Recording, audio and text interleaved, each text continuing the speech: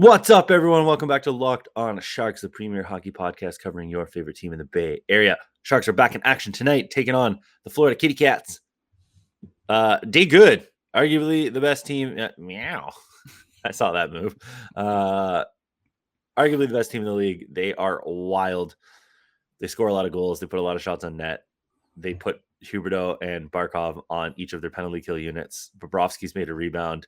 Spencer Knight's solid rookie, will be good in a few years. They have an amazing defense. It's going to be tough for the old Sharky boys. But we'll preview that game and see what's going down on the other side of the music.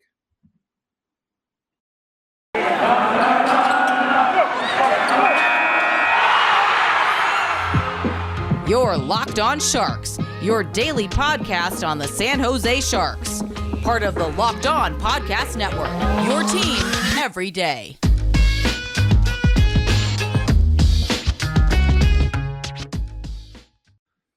I'm your host, Kyle Demetrius, back with me as always, co-host JD, the General Grievous to my Count Dooku. Damn it, I did it backwards. I wanted to be General Grievous. I even said to myself, I'm like, oh, I should do Dooku and Grievous. And then I was like, I want to be Grievous because he's cool. And then immediately did not do that. Do you want to be Grievous or Dooku? Dooku. I have a question. Yes. Is he an actual Sith? Yes. Why is he a Count and not a Darth? Because he comes from a family of money, and I think he took his family basically pays for the whole clone, like the separatist army. So. Okay. Second question. Yes. I thought there can only be two Sith at a time. Yeah. There's two Sith at a time, but the whole thing is you're always trying to overthrow whoever's in charge. So that's the way it works. Palpy baby. Yes. And he's always trying to replace his apprentice. He's always trying to get better. Yeah. So, okay. So Phantom Menace. He's got Palpy has Darth Maul. Yep. Darth Maul dies. Wink. Dies. And then gets put back together as a Spider Maul. Yes. So that now makes two Siths, but they're not paired together. Yep. Then in the next movie, Clone Wars, or whatever the second one's called. Attack of the Clones. Dooku shows up, right? Yep. So now, but Dooku's an old man. Yep. So has he just been a Sith guy this whole time? He's like himself? No, you gotta work your way up. You're like an assassin, and then but yeah, he left the Jedi Order, and then Palpy scooped him up. Yeah, but he's like your Ryan Fitzpatrick, where he's gonna come in. He's gonna, look good for a little while, but he's not the future of your franchise. So then he replaces him with, he dies. Yeah. Who kills him? Mace Windu? Anakin. And then Anakin goes to the dark side. Yep. And Anakin's been the number one draft pick for years for Palpy. He's the Trevor Lawrence. Yeah, he's been maneuvering, gathering the assets, ready to the war chest to get Anakin. So yeah, but even then, Maul still exists. Yeah, but the whole game is trying to figure out which two are on top. There's always two, but yeah. But there's more because isn't there aren't Ventress in them all? So Ventress is Count Dooku's assassin, and the eventually the thing is they overthrow whoever's in charge. They just eat each other alive. That's the whole. It just seems like there's a lot more Sith than two, and the whole philosophy about that there's always two. There's two that are in charge, but then, like I said, there's always a warring mongering. Like they're trying to climb the corporate ladder. That's a good way. That's a good way of putting it. That there's always two in charge. Yes, a president and a vice president of Sith Industries. I also like at the end of Phantom Menace when they're like, they actually do a good job at the end when they're like, "We killed Darth Maul, whatever he was, but was he the master or the apprentice?" And the camera just 20 minutes just straight on Palpatine's face.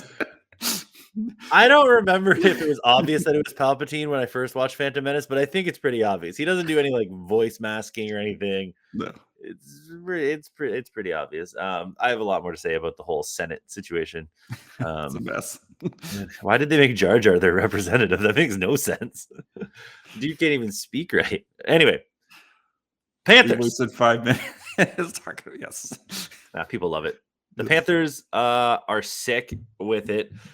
They legitimately, before we started recording, JD pulled up some stats and he was like, "Oh my God, they score over 4 goals a game."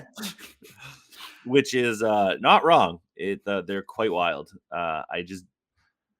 I don't know how to express that the fact that obviously the Sharks can win any game, but this is the least likely game they're going to win possibly all season. The Panthers are 40-13-5. Yes, the Panthers have lost, I believe, to the Coyotes and the Kraken, but like who among us? Who amongst us? The Panthers are first in goals, 4.16, first in shots on goal, 36.8, ninth on the power play, 23.9%. Third, they shoot at an 11.3%. They're not very good at faceoffs, but whatever. And then on the defensive side, they allow 2.88 goals. They only allow 31 shots. They are 14th on the penalty kill at 80%, and they take 9 penalty minutes a game. Boy, yeah, this is going to be a tough one for the Sharks because, I mean, the Sharks have played a lot better at 5-on-5, but the last time that these two teams played, the Panthers ran them out the building when at 5-on-5. Yeah, it was insane. I mean, the Sharks, they did take it to overtime and stuff, but the Panthers were clearly just the much better team that day. Is this when Reimer stood on his head? Reimer stood on his head because that's what James Reimer does. But yeah, it was some like ridiculous, like wild like stats that game. So hold on, I'm pulling it up. James Reimer stopped the Panthers had 50 shots on goal that game, and James Reimer stopped 45 of them. So yeah, it's gonna be I have tough. no words. Yeah, there's no James Reimer right now. I am speechless. And yeah, the Sharks' recipe for success lately has been their special teams. You know, their penalty kill has been amazing, especially since the All-Star break. Their power play's been clicking lately. But like you said, the Panthers, they just don't take a lot of penalties. And then and it's like their penalty kill's decent. Their penalty kill's decent. So it's like you're gonna be in a tough situation here. It's T14, so it's like a little bit above the middle of the pack. Which is it's no Sharks penalty kill. Whose is though? Really, let's be honest here. It's going to be tough, and especially when you look at the lineup of how they line up, it's just guys all over the place. But John, how many goals do you think the Panthers are going to score? I'm just slamming the over on whatever that is on this game. So it might be like a 5.5 goal game. You can just slam the over, and Panthers will get all of them. But if you'd like to check on what it is, you can go to BetOnline. And if you don't want to bet on hockey, you can bet on college basketball because it's tourney season. Selection Sundays happened. We're recording this before it happens, but pretend we know that Gonzaga is first. I don't know if that's true. Bet on what's the most common upset? 12 over 5? Yep. You can knock out some bets on all the 12 over 5s for March Madness starting up this week. And you get all the latest odds, contests, and player props because betonline.net is the #1 source for all your sports betting needs and info.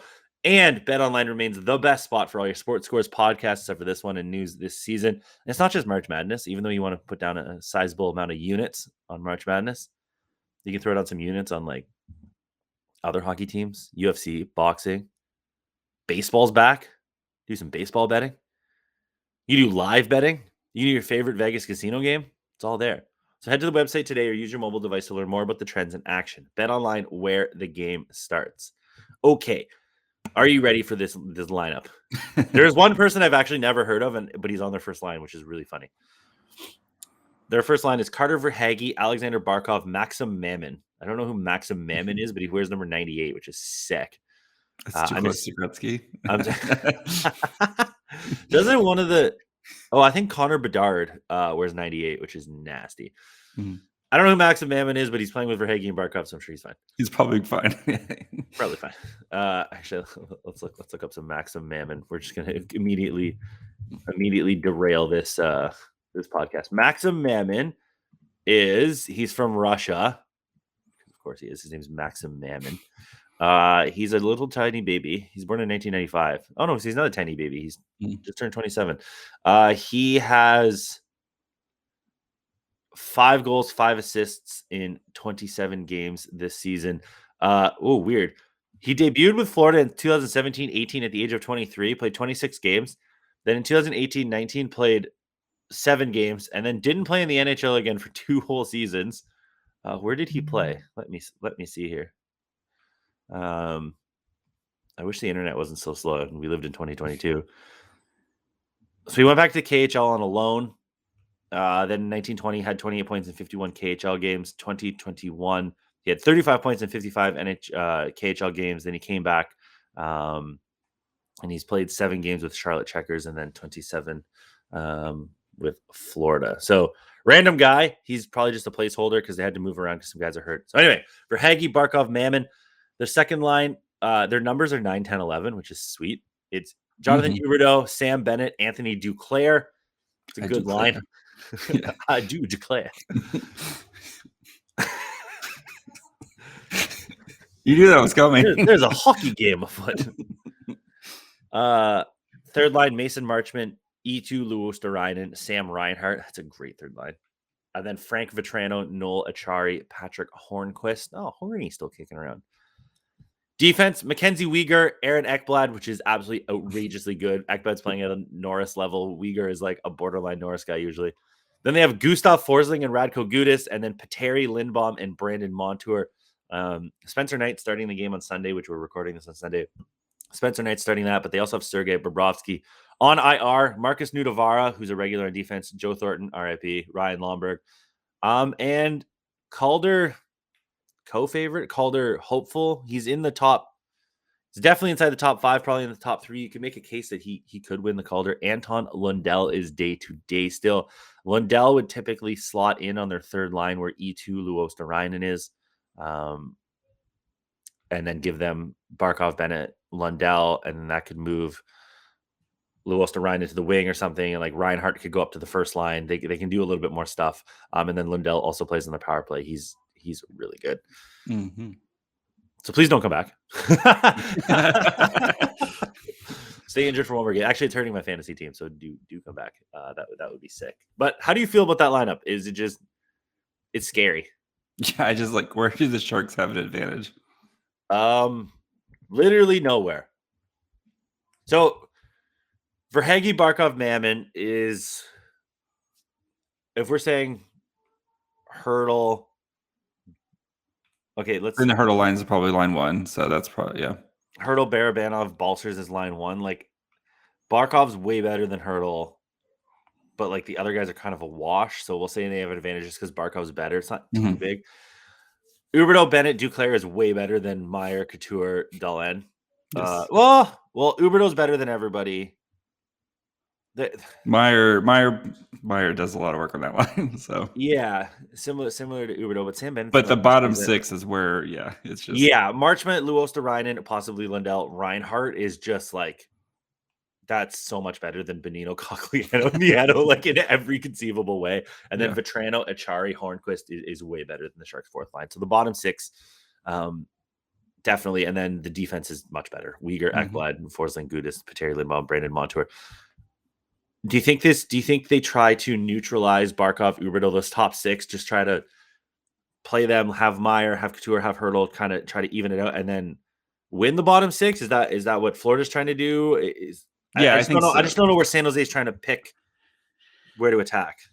Yeah, I mean, you're hoping that the Sharks top 6 can win the night, and then the bottom 6 just holds on for dear life. I think is you're just getting decent minutes out of the bottom 6, and then I wouldn't be surprised if this is a game where Couture, Hurdle, Meyer are all over 20 plus minutes type of game, and then you're hoping that whenever the bottom 6 goes out, it's not a tire fire where you're just getting pinned in your own zone for a minute and a half straight type of thing. So, but I mean, and if Erik Karlsson plays like he continues his stellar play, and there's a chance, we've seen the way the Sharks have played recently where like I expect them to just get destroyed 5-on-5, but if they can if Hill can continue his success that we've seen since against the Kings, And then if they can kind of pick their spots and take advantage of, because that's what they did last time was, that they got crushed 5-on-5 play, but they took advantage of their opportunities. And, hopefully Scott Reedy can draw like 7 penalties this game. And then, like that's going to be the recipes for the Sharks to win. It's just you have to take advantage of every opportunity that you get. So yeah, like if they get 3 power plays, you got to score on 2 of them. Yeah. You got to score on 2. You've got to score on your power plays, and you've got to not be scored on the penalty kill to even have a shot, probably. And then any sort of counterattack, if you get a 2-on-1 or something like that, you have to take advantage of those. That's where, that's where the Sharks are going to have. Like I said, I wouldn't be surprised if like the shots on goal are going to be similar to what they were last game. But you got to have Hill just play lights out again. So, yeah, and lights out is not like a shutout. Like if you hold them to 3 goals, I think that's you're probably going to be in the game. Yep. Florida. The thing here is that Florida's going to have a ton of zone time. Mm-hmm. Their possession, their possession numbers are insane. Yeah, like Huberdeau is a Hart caliber player once again. Barkov, a Hart caliber player once again. Like it's just when you have 2 Hart caliber players on forwards and a Rookie of the Year potential, and then you have a Norris caliber player this season on defense, and then Bobrovsky's probably outside the Vezina race, but like not like too far outside.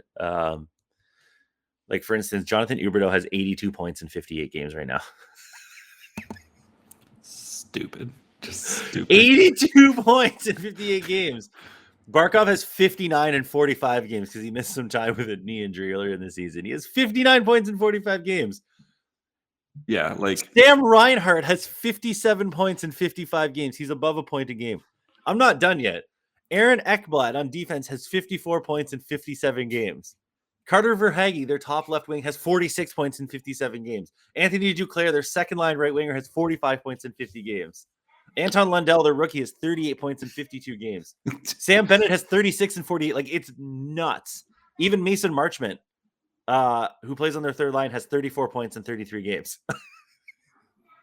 Yeah. Timo Meier, the only Shark with a above point per game pace. So 57 and 53. Yeah. So 57 and 53 would slot him in third. Yeah. Who was their 10th leading scorer? Sorry, did you have the list again? Mason Marchment had 34 points in 33 games. He would be 5th on the Sharks. The Sharks' 10th leading scorer is Andrew Cogliano with 4 goals, 10 assists, 14 points in 52 games. Yeah, Mason Marchment has 13 goals. He has as many goals as Cogliano has points, basically. Yes. Yeah, they are there's a reason why they're a Stanley Cup powerhouse, like favorites this year. So, but yeah, Kyle Bobrovsky with a 917, just casually. Yeah, Kyle. Yes. The trip from LA to San Jose, since they have an extra day, do you think they drive or do you think they fly? Definitely drive. Yeah, you take you want to take Highway 1, enjoy the coast, catch the sights. If you need to kind of tinker with your car a little bit, make sure it's all ready for a long road trip.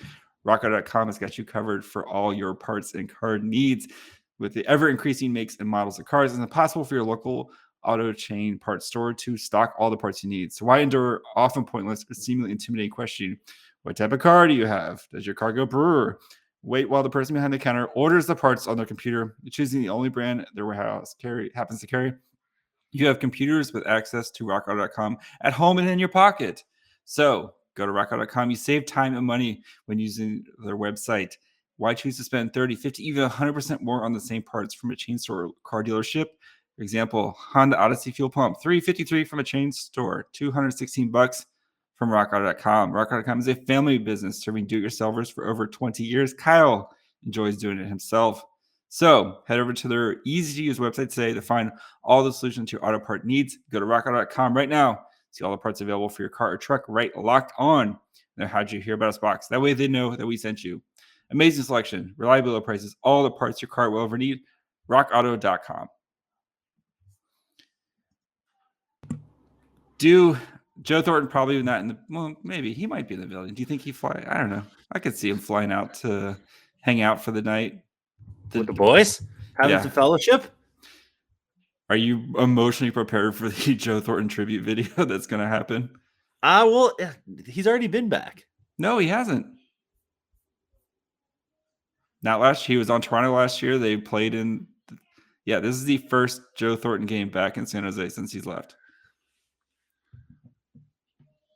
Are you just going to cry for? I didn't realize that. No, for some reason in my head, I thought he's been back. No, he has. This is the first Joe Thornton game back. Joe Thornton team game back. So. Oh no. Oh no. Oh no. Apparently, Joe Thornton was described as close to return. Oh. I wonder if he's had this one circled. I think I think he'll be in the building. If he plays or not, that's another hold thing. Hold on here. Oh, is this up to date? David Dwork. His name's Dwork, D-W-O-R-K. Dwork. Yeah. That's a real thing. Father, husband, goaltender. Cover Florida Panthers for WPLG Local 10, which is a 200,000 follower account that seems to be local news in Miami. Yep. He also hosts Chirping the Cats pod. Okay. So this person seems legit. Real. He tweeted 2 hours ago. Bruno also said it looks like Joe Thornton will probably be good to play Tuesday in San Jose, but they'll continue to evaluate him as it gets closer. Of course he's playing. Are you going to be ready for the Oh, yeah! Are you going to be ready for the tribute video? Oh, I hope he scores 4 goals. Oh, that would be amazing. The Com tribute video? If Stalock starts, that fixes it for Joe Thornton to score 4 goals. Oh my God, imagine. They should just put him on line 1, take Maxim Mammon out of that spot, put Joe Thornton up there with Barkov. And feed him all night. Just all night. Oh. I don't know if I'm ready for it emotionally. Oof, this one's going to be tough. George Richards covers for Florida Hockey Now and some other thing has said that the odds are pretty good that he's activated. Mm-hmm. Oh. Do you think they go full Rudy scene where everybody goes in and puts their jersey on the coach's desk to make sure Thornton plays that night? Everybody's tweeting that. Well, all the reporters are tweeting that it looks like Thornton will be back. Oh, I don't know. Yes! I'm ready. Somebody, I'm actually excited to return. Marlo, I didn't care. Pavelski, I don't care. This one though. This one. The broadcast better show the goddamn tribute video. Oh, I'm sure they will. Well, I don't know. And they don't even have shot counters on their stupid broadcast. They showed. They showed like when Marlo reached the games played. They showed that. They showed one for Pavelski. Yeah, they'll show it. This one's gonna be. Is it just? Okay, let's break this down here. All right, It opens things that are gonna be in there. All right, the trade. Yep. The jumbo slide. What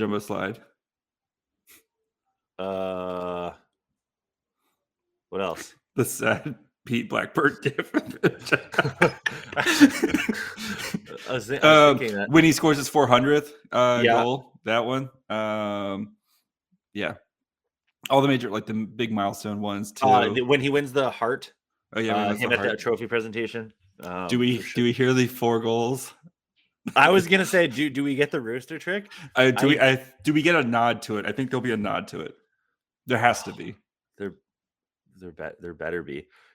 Oh, there better be a nod to the 4. It's so amazing. Oh, what do you think it opens with? I think it opens with the trade. I think the trade, yeah. So, God, what were you doing when the trade happened? Were you even a Sharks fan? No, man. Yeah. Oh. Yeah. I have to carry the burden of the world on my shoulders for this one. Yes. I was watching hockey. I was watching whatever random Tuesday hockey game was on, and after like the first intermission, they came on. We're like, "Oh, there's a trade brewing," or whatever they did. Mm-hmm. There's a trade, looking like Joe Thornton's being traded, and my dad was like, "Oh, I'll get traded to Montreal," and I was like, "Imagine he gets traded to San Jose," and we laughed. Because how stupid would that be? And then they busted in later or in the second intermission, I forget exactly. And they're like, yeah, Joe Thornton's been traded to San Jose. And I jumped up and punched I went like, yeah, and punched. And the roof is kind of low. And I punched this light cover and broke it. That came out of your allowance. No, I was like, what was it, 2005? I was 16 already. Mhm. Kind of job. But yeah, I still remember that. It was crazy that happened. Yeah. Do you think they show any highlights of him with other teams? No. Oh, you never know. Do you think they show the picture of him on the tractor signing his contract? Oh, I hope we get some amazing. There's that. There's the body issue stuff with the beard? body issue. There's the him and Burns walking with when Yeah, he's got with their their shirt shirts off. Just half of it's, or yeah, half of the video is just going to be him with no shirt on. So The lifestyle beard. Mhm. God. Damn. All right. Well, Prediction. don't even care what happens. I just want the video. When do they do it? First stoppage of play? In Yeah, the first period? I think so. First stoppage to play. Yeah, makes sense. Well, what That's if it's usually like when they two, do. what if it's like 2 seconds? People won't be in their seats. Probably around the 5 minute, after the 5 minute mark, I think so. But no, I think people are going to be there early for that. I think Sharks fans are going to show out for Joe Thornton. Are we going to actually get a sellout? Maybe they're going to get. There's a ton. I bet there's a ton of Thornton jerseys. So I'll be doing the show in my Thornton jersey afterwards. So I don't have a Thornton jersey. I need one. Hmm. I need a lot of things before I move to Australia. Yeah. Well, Prediction. I don't know. Tears. Both happy and sad. Yes. I'm gonna say I'll go Panthers won 6-1. I'm gonna go 5-3 Panthers. So My only goal scorer is Erik Karlsson. Joe Thornton by accident. How many points do you think Joe Thornton gets? Here's a good one. Do you think he scores a goal? Yeah, I'll give him one. Do you think he scores a goal? Yeah, I said I'll give him one. Oh, I think you just meant a point. Yeah, I'll give him a goal. Power play goal. That'd be sick. All right. Locked On Sharks, Twitter, Facebook, Instagram.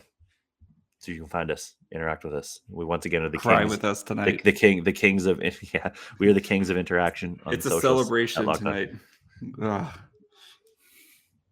Yes, a celebration of life. Mm-hmm. Email lockedonsharks@gmail.com. YouTube, Locked On Sharks.